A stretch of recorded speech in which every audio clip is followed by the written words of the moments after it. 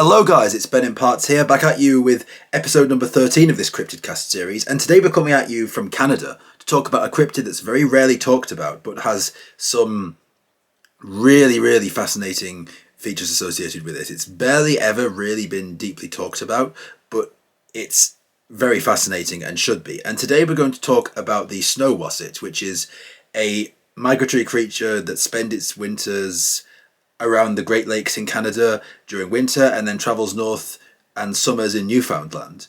And it's very unique in terms of being a cryptid because it actually hibernates in a warmer climate and then is active in extreme cold. It does not like to be, in an environment like normal animals do. Normally animals will fly north for the winter, they'll fly here and they'll want to find somewhere colder, but in this case this animal wants somewhere warmer.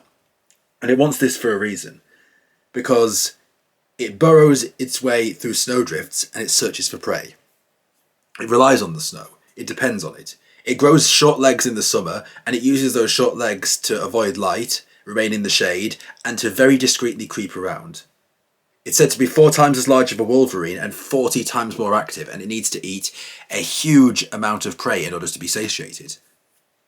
Like I said before, that's literally what it does. It uses those short limbs and its power to burrow through the snow, and when it's underneath you or an animal or a thing, it dives up and attacks. It will literally dig under the snow, dig a tunnel, lie in wait there, lurk under there, and then suddenly, because it's the same colour as the snow and it's camouflaged, lurch its way out of there, grab onto something, kill it and drag it underneath, which is absolutely terrifying. It's a very scary cryptid. It's said to be, like I said, 40 times more active than a wolf, so it has an immense appetite.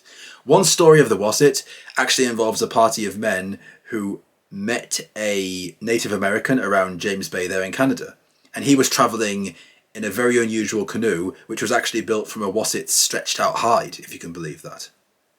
And over there, the natives were allegedly said to use those hides as sleds because they were very useful. And it's also said they used lots of different log traps that would slam down on every side simultaneously to kill a snow wasset, because you couldn't tell which direction it would flee onto the snow once it realised it was being hunted. It's incredibly creative, it's incredibly devious, it can dart all ways in terrifyingly fast directions, so you had to encroach on it on all sides in order to kill it. And I actually have a extract here from a book that mentions the Snow Wasset. It's from a book on lumberjack cryptids, from fearsome creatures of the lumberwoods, a fascinating book that I would really recommend reading. One of the most northern logging camps of Canada, we now hear of the Snow Wasset. This is surely an animal of the boreal zone. It is a migratory animal, wintering in the lumbering region between the Great Lakes and Hudson Bay, and spending its summers far north in Labrador and the Barren Grounds. Unlike most wild creatures of the north, the wasset is said to hibernate during only the warmest weather, when its hair turns green and it curls up in a cranberry marsh. During the summer it has rudimentary legs, which enable it to creep slowly around and remain in the shade.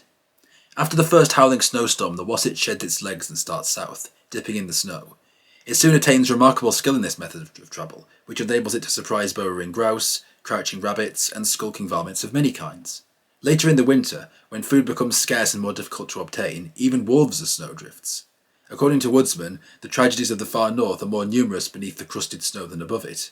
There is no telling how many creatures are pulled down and eaten by the wasset, for this animal has a voracious appetite, comparable only to that of the wolverine, but since it is 4 times as big and 40 times as active as the wolverine, it must eat correspondingly more. The only specimen of this beast ever examined by white men was an imperfect one on James Bay, where a party of surveyors found an Indian in a peculiar canoe, which upon examination was shown to be made from one wasset hide greatly stretched. There being no leg holes in the white winter pelt, it is peculiarly adapted to the making of shapely one-man canoes, which are said to also be used as sleds by the Indians. A whole battery of dead falls are believed to be used in trapping a wasset, since it is impossible to tell in which direction the animal's body may extend. Absolutely fascinating, incredible stuff, and it makes you wonder, were people seeing animals disappearing suddenly beneath snowdrifts and falling in and thinking the wasset did it? Did people go missing in snowdrifts and tall tales were spread around lumberjack campfires? What do you people think? If it is real, it's amazing it stayed hidden for so long, but stranger things have happened. Do you think it's real? Do you know anyone who's seen it? Have you heard of anyone who's seen it? If you have, please drop me a comment below, and please stay tuned for episode 14.